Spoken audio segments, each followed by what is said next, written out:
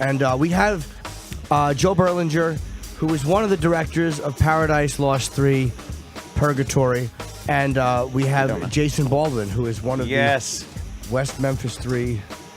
Jason, right there. You guys are victims, man. You're victims of a horrible, horrible miscarriage. I feel like I know you. It's so weird because the documentary, over the 3 documentaries, you absolutely went from us seeing you as a child, pretty much, and now as a grown man, and we know pretty much everything that's gone on in that interim. So it's kind of weird to have you sitting here. It's like, oh, I know this guy. Right. Yeah. Do you find that odd when people kind of we know? didn't get Sirius Radio back there where I was at. No, huh? Yeah, I wouldn't think so. Do you find that odd? Do a lot of people kind of feel like they know a lot about you because, and honestly, they do? Yeah, it's definitely odd, but it's very cool. You know, people just pop up out of the scene, you know, just wherever I'm at any given time. And it's like, hey, I just wanted to say, you know, I prayed for you, or I was pushing for you, or pulling for you, whatever the case may be during this time, and just glad to see you out. And to me, that's just awesome, you know. And if we can let people know, most people know this case, this documentary, and all the ones you've done are enraging. It makes you so angry watching these things. Do you want to, in a nutshell, just let people know? I'm sure most people know, but anyone who might not know exactly what happened to you or what you were accused of. Right. Well, shoot, it was I was 16. I was on my last day of school for the 10th grade when the police just come and snatched me out of my friend's house, snatched my friend up, snatched another guy up, and just railroaded us for this crime we didn't do. They refused to listen to reason. You know, I had family, friends, everybody that was, you know, willing to state where I was at the time of the crime, and so you did have alibis. It just fell on deaf ears. Yeah, I had alibis. You know, and it was the murder of 3 local boys, 3 8-year-old that were boys found in a wooded area. And yeah, you guys got scooped up, and they pretty much said, "That's it. We got our guys," and pretty much made it fit instead of trying to find out who really did it. And the boys they thought were killed as part of a satanic ritual because there were scrape marks which appeared to be knife wounds on them. One of the boys was castrated. So it looked like this brutal satanic ritual crime. And I remember watching the first documentary and just being horrified to think of having been in the woods, because I thought you guys were guilty the first time, at least the first part of the first documentary. Didn't you think that when you first began making the first movie of Joe Berlinger too? Yes. Yeah. You know, I mean, that's the amazing thing about this, you know, 3-film, 2-decade journey is that when we first went down, all the press reports were incredibly one-sided. We didn't know it was one-sided at the time. We just read these press reports about a open and shut case, overwhelming evidence, confession. You know, we went down to Arkansas, you know, sent by HBO, thinking we were going to make a film about disaffected youth. You know, how could 3 teenagers be so rotten that they could do such a horrible thing? And the first couple of months, we had no reason to think otherwise because we were primarily spending time with the victims' families. But the first time I met Jason and the other guys, you know, they were all in county lockup awaiting trial.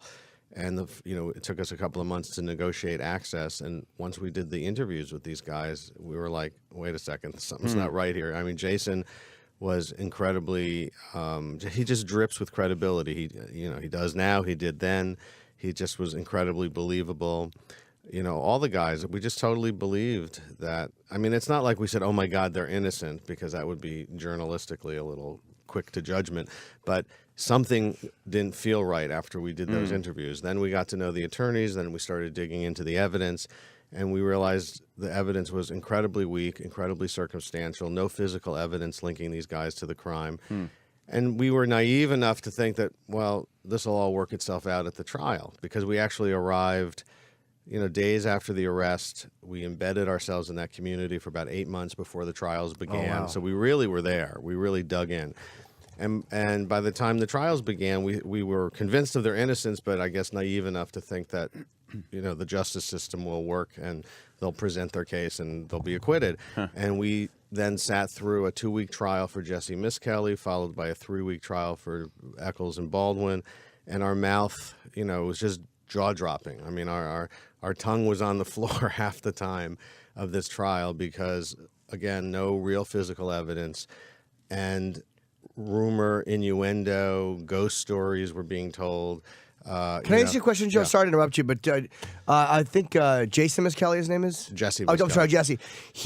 There was a false confession, which I think is really hard to get around for defense lawyers, even if it was coerced, which I'm sure it was coerced, or he wasn't the brightest guy. He was he 72 IQ, yes, and not the brightest guy. And when you give a confession where you're going, well, we did do this and we did do that, it's hard for a jury to wrap their head around the fact that, like, this is not true. Because anybody would say, look, I would never say I did something if I didn't do it. So it does hold a lot of weight with the jury, yeah. Well, false confessions are a very common phenomenon. People under pressure, under police interrogation, will say things just to get out of that immediate situation. The less intelligence you have, the more you're not thinking long term. You're just thinking, I got to get out of these 5 cops breathing down my neck for 12 hours.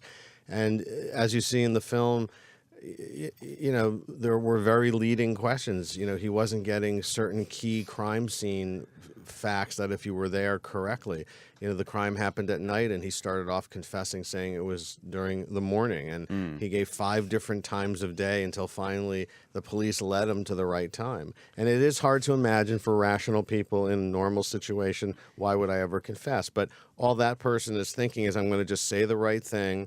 I'm not going to implicate myself, and I just want this will get me to get out of the situation, and I'll work it out later. They just want to get out of that room, that interrogation room. And he's his the only false one. confession wasn't the first one in that case.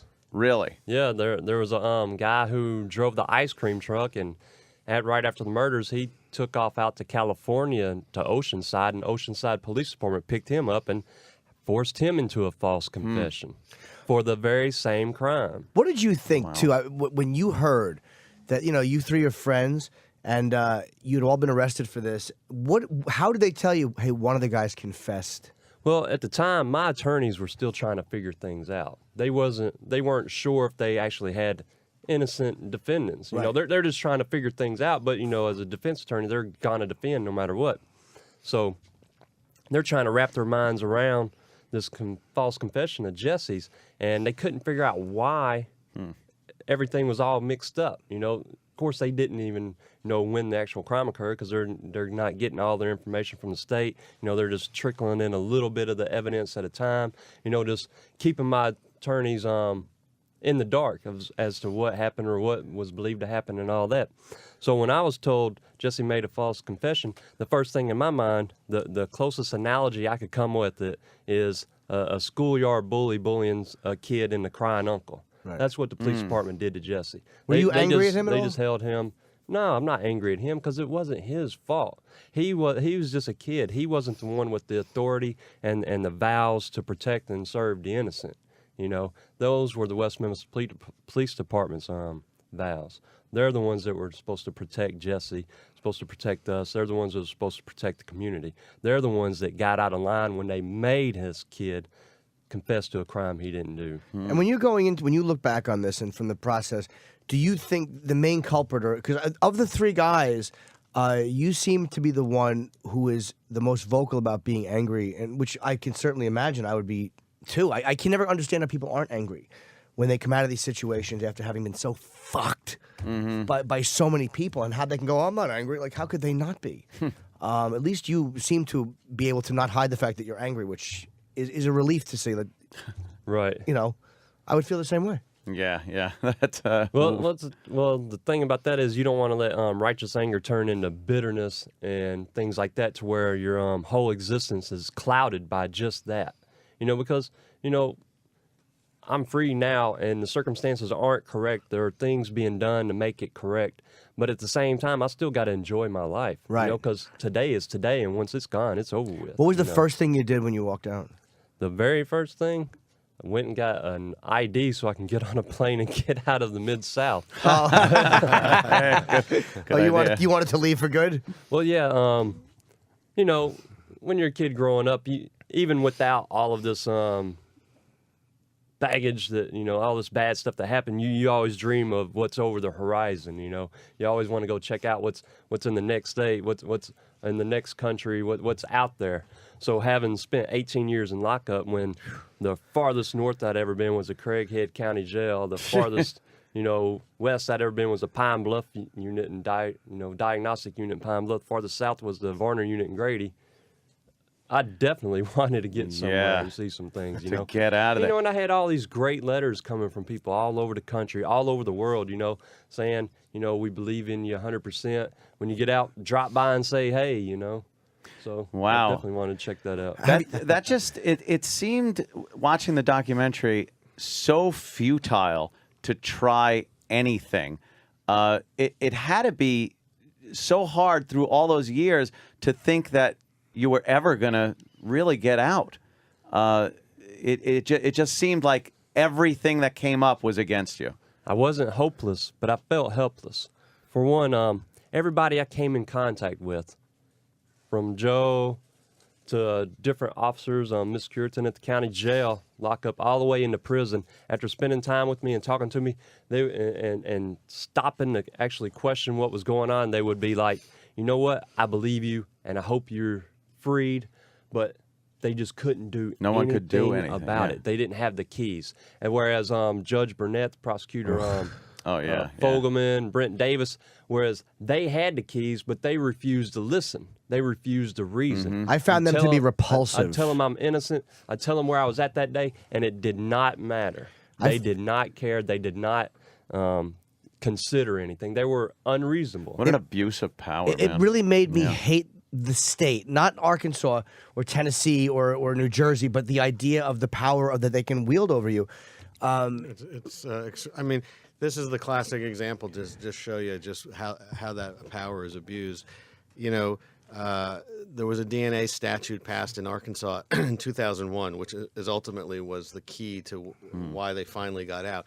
That statute was passed in 2001. The state and the defendants argued for several years whether or not they could actually do the testing. Why would you not allow somebody who's claiming innocence to have any? Yeah. So they argued for several years about whether they can do the testing. Then they argued how the testing was going to get done. Then they argued who's going to do the testing. Finally, the test results after 6 years come out in 2007.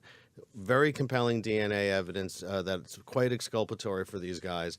Comes out in 2007. It takes a year for Judge Burnett to then deny that they deserve a new trial based on that DNA evidence. He says the DNA evidence is not compelling. Then it takes 2 years to go to the Arkansas Supreme Court, and thank God the Arkansas Supreme Court in November of 2010 says, you know what, these guys do deserve an evidentiary hearing based on this DNA evidence, and set that date for December of 2011. That means 10 years have gone by to argue about and to get DNA evidence in front of a judge. As soon as that date was set for the 2011 evidentiary hearing, that scared the shit out of the state. Yep. And the state in 10 days makes this Alford plea deal. On August 9th, 2011, because they fear this evidentiary hearing. They could have done that 10 years prior. August 9th of 2011, they start talking about an Alford plea. August 19th, 10 days later, they're out of prison, whereas 10 years had gone by where they tried to stop this DNA evidence. Because some scumbag judge and some scumbag prosecutor doesn't want to admit that they did something wrong, and they're worried about their own record. Absolutely. And the state's enraging. liability, I'm sure, for financial. You see it in the movie. The new prosecutor, Scott Ellington, who had nothing to do with the original, travesty of justice, but he says quite blankly in the film that we're doing this because we don't want to get sued. We don't want to get sued for millions of dollars. I can't imagine you're sitting in prison knowing, holy crap, I could be out like next week, and now you have to wait another 10 years. I can't even imagine what that would feel That's like. what happens when you're poor, and one of you guys said we were just poor white trash, or someone said that that's how they viewed you. You didn't have the money to get enraging. But what were you thinking, knowing in 2001, I could be out tomorrow. This is going to set me free, and then you have to wait a decade. Well, I knew what I was dealing with by that point. I knew no surprise. I knew that I would lose my mind. Fogelman, Brent Davis, and Judge Burnett, I knew that they didn't just make a mistake and pick up the wrong guys. They deliberately made people lie on us. They deliberately took career criminals and gave them a free get-out-of-jail pass if they would lie on us. They deliberately forced Jessie to admit to doing something he did not do. These are not mistakes. These were calculated things. These were an abuse of power, and they continued that abuse all throughout this by trying to fight us to get the DNA tested. So how did you deal with that in prison? You know, from 2001 to 2011, how did you deal with that? In prison where I was at, it's a different place. They put you to work. You work every day, and you get a schedule, and you have to work, or you're going to be in the hole. So you have all this stuff going on, and then you have working, doing day-to-day life stuff, trying to keep your mind right. You know, not just for you, but your family. You know, I got a mom. I got 2 brothers. You know, at the time I was 16, but my brother Matthew was 14. My brother Terry was 9. They got expelled from school the following year because they would stand up and fight for my name when people would say crazy things to them, you know? Yeah. So and my mom, she suffered, I don't know how many nervous breakdowns because of it, because the whole community just turned against her, besides, you know, the people she just knew, you know? So I try to be strong for them so they don't think that I'm just, you know, dying in there or being abused in there. By the way, how did the other prisoners treat you? Because crimes against kids are a rough one when you go to jail. Oh, and those that was were the worst ones ever. A high-profile crime like that. Were you guys given a hard time by the other inmates? Well, when I landed at the Varner unit in 1994, in May of 21st of 1994, they were waiting on me. Everybody was already seeing the trials on TV, you know, and they were waiting on me. It was a fight. I mean, I've got a shattered skull, broke collarbone, all types of scars over my eyes and stuff just from fighting. But as the years went by and you know, people started respecting me, started getting to know me, who I really am. Joe, Bruce's documentaries came out. People started coming to prison who had seen that. The officers who worked there started to see that. And slowly but surely there was a paradigm shift. Instead of people hurling fists at me, curses at me, you know, it turned into hugs and prayers and like, man, we really hope you get out of this place. You know, our guards would bring me, you know, hamburgers, MP3 players, whatever, just to make my stay there easier. You know, they would tell me all the time, man, I wish I could just give you the keys and let you out. Wow. What's the guy's name, the judge? Because I think he's running for some office down there. Judge Burnett. Burnett. He actually already has been elected to state Jeez. Senate. He's a senator. Oh my God.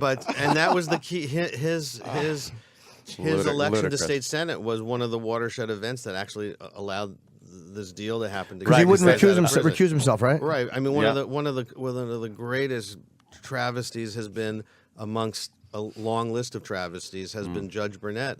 You know, it is legal in Arkansas and some states for the original trial judge to then preside over the appellate process, which is, to me, completely counterintuitive. Right. As if be a new it's like set of eyes and ears on exactly this. as if the original trial judge during the appeals process is going to find fault with how he ran the original trial. Yeah. It's just insane. But this guy, for 18 years, there were dozens and dozens. I mean, we touch upon a few of them in the movie, but in reality, there were dozens of appeals, and the process was Burnett would deny the appeals. The Arkansas Supreme Court would affirm the denials, and just everything for years and years. This dirtbag fighting the DNA or the evidentiary hearing, or fighting to talk about the DNA, it proves to you everything you need to know about how they don't care if you're innocent or guilty. Yeah, wouldn't you want the they truth? don't want to look bad. Regardless of anything, wouldn't you want the truth? And if there's some new technology to be used? And I could understand if their point was that they did not have the funding, but we had private funding. Oh, yeah. And then the evidence was going to go to an accredited laboratory that people all over the United States use, different police agencies use, the FBI used. So there was no question about how good it was going to be done, and it getting done, and it being paid for. And it could have strengthened their position. Had you guys come up DNA guilty, every movement to free you would have been ended. Well, the problem with that was they knew we were innocent. They knew. They knew they totally set it up. It was not a mistake. So they knew beforehand. And Yeah, they didn't even need to see it. An amazing turn in DNA. this case, too, was that there was a hair found in one of the ligature, because the boys were tied up and they were found in the woods, and there was a strand of hair, I think. Right. And it exonerated all of you guys, Right. but it gave a 1.5% chance that one of the stepfathers Actually, it gave a 98.5% it was chance. It Oh was my all God! like- I got that completely the wrong way. Wow, I just did my math backwards. Yeah. No, it's it matches. Good with one their and a- Columbo. I know. It matches 1.5% of the population. That's okay, yeah. including Terry Hobbs, one of the stepfathers. Right. So it's very compelling DNA evidence. I mean, the point of the DNA is, it's hard to point a finger to somebody else Sure. after what we've all been through. Sure, with this yeah, case. yeah. The point is, there have been numerous items from the crime scene tested, and not a drop of DNA points to the West Memphis Three. That is the point of all this Right. DNA. Wow. And there was it also- points to other people. They were I had long hair back then, and my stuff shedded like a dog, So if I was there'd been hair everywhere. and they found a hair, which again could have been his, maybe it's not. And there was apparently they asked him. There was witnesses that saw him talking to the three boys Right. the night they disappeared, where And his he alibi. said he hadn't seen him. He said he didn't see them. Someone else said that she saw him talking. And they go over all this in All of this- Paradise Lost 3. The documentary on yeah, DVD, and it's Purgatory. on HBO. I don't know if you can get it on HBO right now. I have the DVD. It's It's on HBO. It premieres Thursday, this Thursday, January 12th, on HBO. I felt so special when I got the disc early to see it. I don't even went have one home, of those. put it right in. You don't even That's, have one of those. That's geez, give him one for Christ's sake. Give him yours, Jimmy. No, but I've seen it. Something other than just the trial itself and how you guys were railroaded. You get out. You're not really used to this limelight thing. All of a sudden, you pretty much considered a celebrity at this point. How are you reacting to that? I don't know. How am I reacting to it, Joe? It's been amazing. First of all, he's an incredibly impressive guy. How he's maintained a lack of bitterness, how he's educated himself in prison, his attitude towards life has been pretty amazing. But we've had a great time. Within a couple of, I have some great memories since over the last couple of months. Literally just a few weeks after he got out of prison. I'm friendly with Sting and Trudy Styler from my previous movie Crude, and so Sting invited us to his 60th birthday party concert at the Beacon, and so I invited these guys. And cool, after about the third song, I'm thinking to myself, my God, Jason was in the Slammer like 3 or 4 weeks ago, and here he is at the Beacon in New York City, rocking out with Sting and Bruce Springsteen, and that was really special. It's got to be an amazing thing. And then, Metallica has been a huge supporter of the West Memphis Three and of our films right from the get-go. I mean, the Metallica were the first ones in, giving us all that great music for the films early on. And so we were having dinner in September, and Jason was reminding me how much he loves Metallica still, and telling me all these stories of how he smuggled the music in. Every record, somehow made it into the prison. And so I said, I got to tell Lars this. So I texted Lars, and I said, hey, man, I'm with Jason Baldwin. He's telling me some great stories. And so Lars called me back, and they got on the phone, and they had this beautiful half-hour chat. And then I get the phone back. This is Lars Ulrich from Metallica. Says to me, "Oh my God, that was so amazing, but I was so intimidated," which I thought was amazing. And then the film premiered in Amsterdam. There's a really great documentary film festival in Amsterdam. It's kind of the big documentary event in Europe, and so I brought Jason, and we had this great time. We had Thanksgiving dinner, my family and Jason and his girlfriend Holly, and we had Thanksgiving dinner on a floating Chinese restaurant in the harbor in Amsterdam. So just being able to do these things with him for a guy who had his youth robbed from him has been really extraordinarily rewarding. Did you have any dreams or aspirations to do something at 16 that just obviously you never got a chance to do? That because your life completely took this very obvious fork at that point. Well, think back when you were a teenager, and you're going to school. The biggest thing that's coming up is summer vacation, right? Summer vacation. I'm in 10th grade. It's my last day of school. I've got it worked out to where I'm going to get my first job this summer vacation, sacking groceries at Kroger.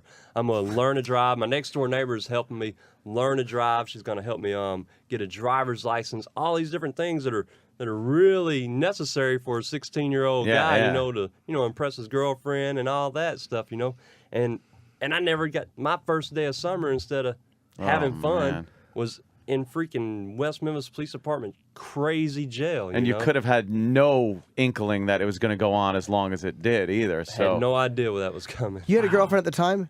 Yes, I did. And it was weird to me when you see like the clips of the girlfriend interviewed. At what point?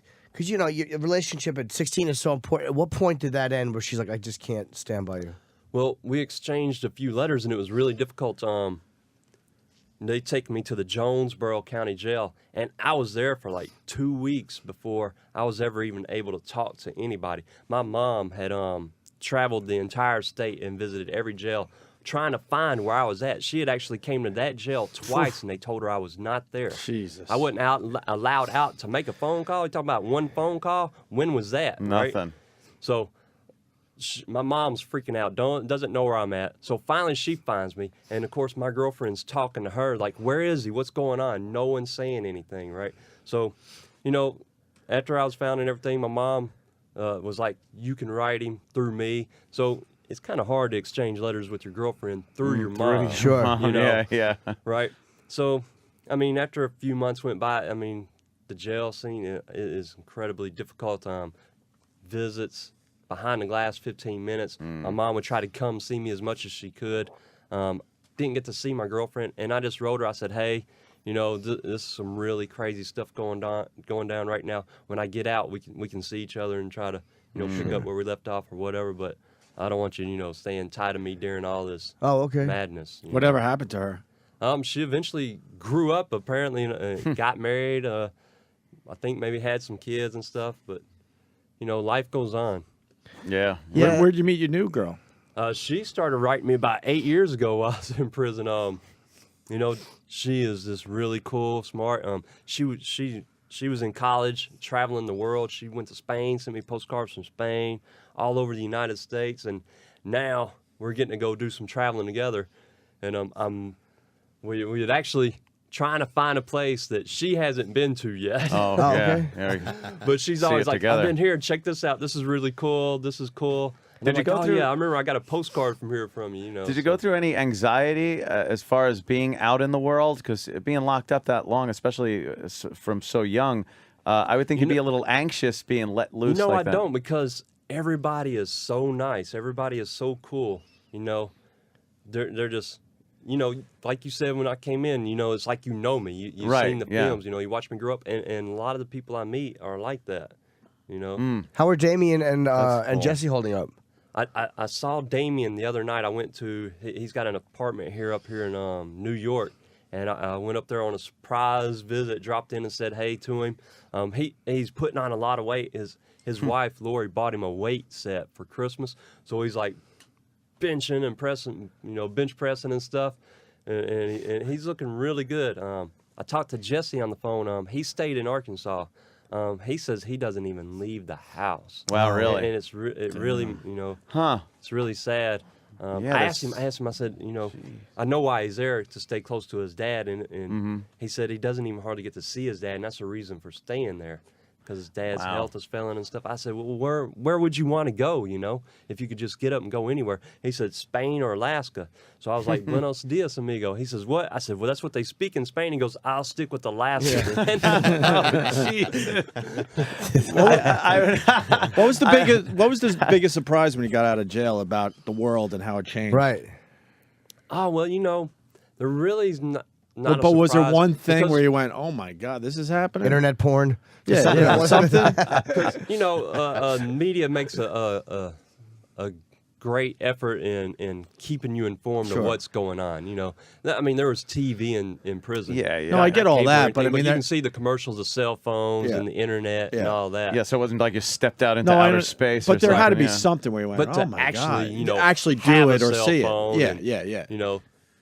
Yeah, when I got that's- locked up, I had a Super Nintendo. That was my thing, playing video games. And a couple of weeks ago, Call of Duty. Holly and I were house sitting for some friends, and they had an Xbox 360, and that thing was addictive. I was up till like 3 or 4 in the morning. Yeah, Skyrim, There you go. Yeah, tell me about it. That's what I'm getting at. Okay, to actually, get to touch this stuff. Now, Right. are you guys allowed to? Because you haven't been able to sue, which you should, and get millions. And hopefully, if the governor, if there's a pardon or something is expunged or whatever it is they do, hopefully that can change, because you deserve everything you get financially.